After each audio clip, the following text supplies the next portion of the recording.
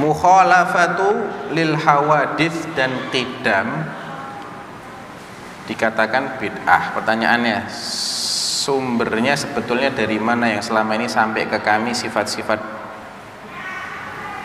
20 mungkin ya, sifat-sifat 20.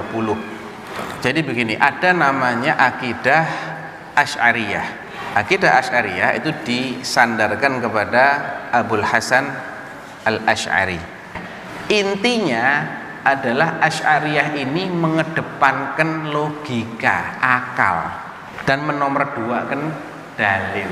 Mereka akan terima dalil kalau mereka bisa cerna dengan akal. Ini masalah utamanya di sini. Kalau nggak bisa, mereka akan mengkonsep menurut akal mereka, dan konsep mereka itu jelimet sekali.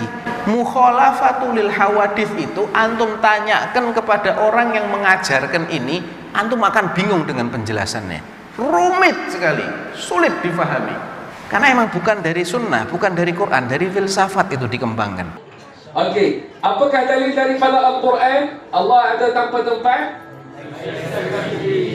Laisa kamitslihi syai'. Karena kalau Allah Ta'ala ada di bumi, maknanya dia seperti kita. Kalau ada di langit, maknanya seperti malaikat. Kalau dia tersebar di banyak tempat, maknanya seperti udara. Tapi dia berfirman laisa kamitslihi syai', yakni Allah tidak seperti sesuatu. Dalil daripada hadis, kana Allah wa lam yakun syai'un ghairuh, rawahu Al-Bukhari. Maknanya Allah Ta'ala ada dan kewujudannya azali. Dia ada sebelum adanya alam. Tiada selainnya yang azali. Hanya dia yang tiada permulaan bagi kewujudannya. Maknanya tempat semuanya baharu. Maknanya langit baharu. Dan Allah ada sebelum tempat dan sebelum langit. Allah Ta'ala sebelum menciptakan tempat dan langit, dia ada. Dan setelah dia menciptakan langit dan tempat, dia ada. Karena Allah Ta'ala tidak berubah. Dalil daripada ijma'. Siapa menukilkan ijma' bahawasanya Allah ada tanpa tempat? Abu Mansur Al-Baghdadi dalam kitab Al-Farqu Bainal Firaq. Dia kata Ahlus Sunnah wal Jamaah bersepakat bahawasanya Allah ada tanpa tempat. Kemudian dalil akal bahawasanya Allah ada tanpa tempat. Penting ini dihafal, karena sekarang keluar video-video dalam internet. Ada orang-orang Wahabi, mereka kata tidak diterima dalam akal bahawasanya Allah ada tanpa tempat.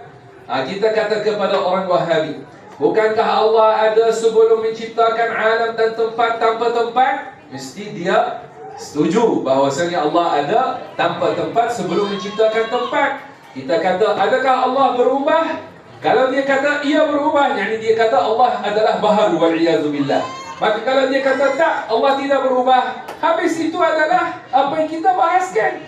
Yakni Allah ada tanpa tempat sebelum menciptakan tempat dan dia tidak berubah, maka Allah ada tanpa tempat. Seperti mana akal menerima adanya Allah sebelum menciptakan tempat tanpa tempat, akal tidak kata mustahil. Juga setelah menciptakan tempat, akal tidak kata mustahil Allah ada tanpa tempat. Maka tidak betul bahawasanya akal tidak menerima ada Allah tanpa tempat. Maka ini 4 dalil Ahlus Sunnah wal Jamaah.